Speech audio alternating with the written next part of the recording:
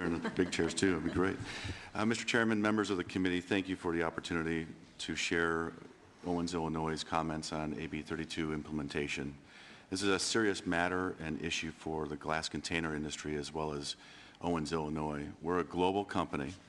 We have 81 plants around the world, 24,000 employees. We understand the challenges of meeting both a regional, a state, a national, and a global market, and the regulatory schemes that are put into place around the world. As already indicated, in Australia and Canada, East Coast United States and Europe, there are various forms of cap and trade and climate change initiatives and regulatory measures in place. Of course, we deal with all of them. This measure, AB 32, is unique to California, and that's why we're here just to offer a couple of comments this morning. Let me start with making 3 points that the glass industry wants to highlight, and we're hopeful that the legislature and the ARB will be mindful of going forward. Recognition for the early actions taken by manufacturers is an important step. The costs and pressures placed on in-state glass container manufacturers should be taken into consideration. The baseline or the benchmark for the glass container industry should be developed from appropriate and representative benchmarking criteria. To that point, in March 2009, Owens-Illinois initiated and implemented into our global footprint, our 81 plants around the world, a plan for 50% reduction in energy consumption, 65% reduction in CO2 emissions, and doubling the amount of recycled material we use in a glass container. Currently, on average, we use between 30 and 40% recycled material in a glass container. We have 3 plants in California, 1 in Vernon, 1 in Oakland, and 1 in Tracy. We employ over 1,000 men and women. Many of them are unionized. The average salary is about $75,000. If you throw in training, health benefits, etc., many of our men and women can earn 6 figures easily. The glass industry is a little unique. We have a lot of multi-generational employees in our plants. Later on this morning, you'll hear from Charles McIntyre, one of our competitors, but friends from Gallo Glass. He's a 3rd generation. His sons are also working in our plant. That's not unheard of in the glass industry.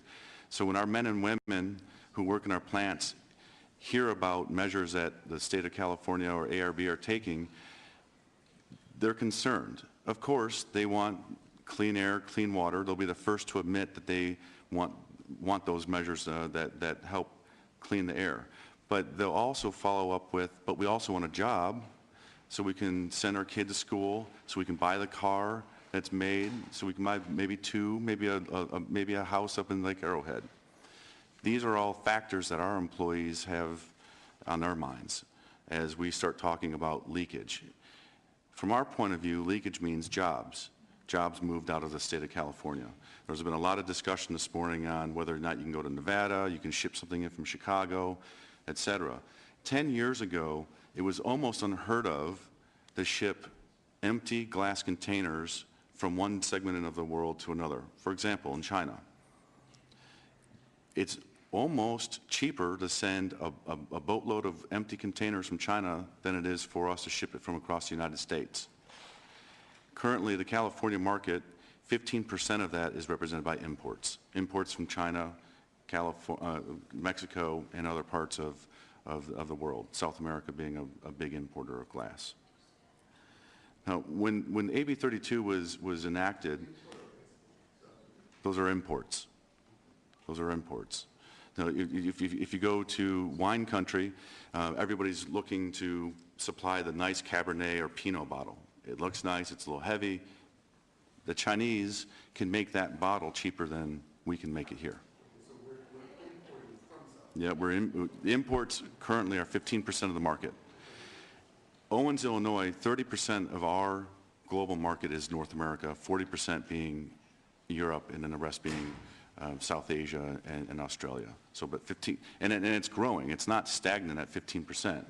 We fully forecast that imports will continue to rise as cost measures in the different regions continue to rise at the same time. It's just the manner of how manufacturing is done. And as better transportation technologies come online, it's just easier to ship. Under the Global Warming Solutions Act, AB 32, there are 3 points that, again, that I point to that I think legislators and the ARB should take into consideration. Encourage early action to reduce greenhouse gas emissions. 2, ensure entities receive the appropriate credit for voluntary early actions. And 3, minimize job leakage. Again, the shift of production and jobs outside the state of California. The glass industry, we're a pretty good partner with the state. Last year alone, Owens-Illinois used tens of thousands of tons of recycled glass that came out of the CRV program. That's important. That's an important fact or figure to understand, because for every 10% increment of recycled glass that we use, our energy usage drops 2 to 3%.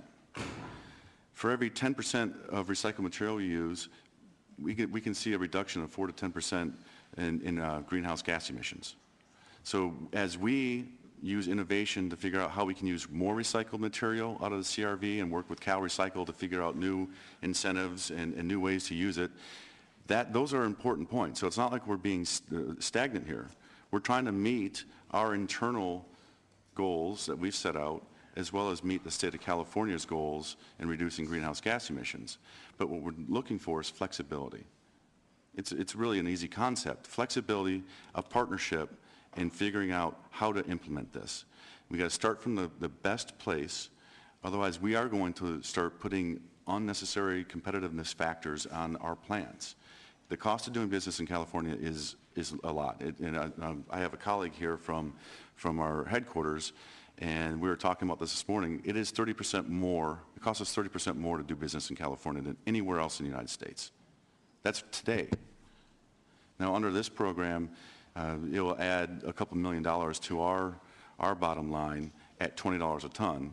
We don't know how many factors that will grow, but we're manufacturers. We plan. We try to figure out how much is it going to cost us to do business in a certain location. These are all factors that I think need to be taken into consideration. So flexibility is a huge issue. And to sum up, I return to the 3 points: recognition of early action taken by those entities in the state, the cost pressures of doing business in the state, and also setting the best benchmark or baseline for manufacturers as we go forward in implementation in order to minimize the jobs leakage. And we say jobs leakage, emissions leakage. The conversation is well documented today that you can manufacture things anywhere. Those emissions will occur anywhere.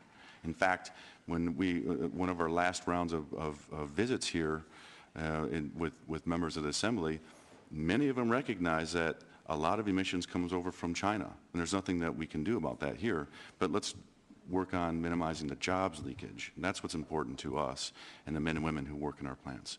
Mr. Chairman, thank you for your time this morning.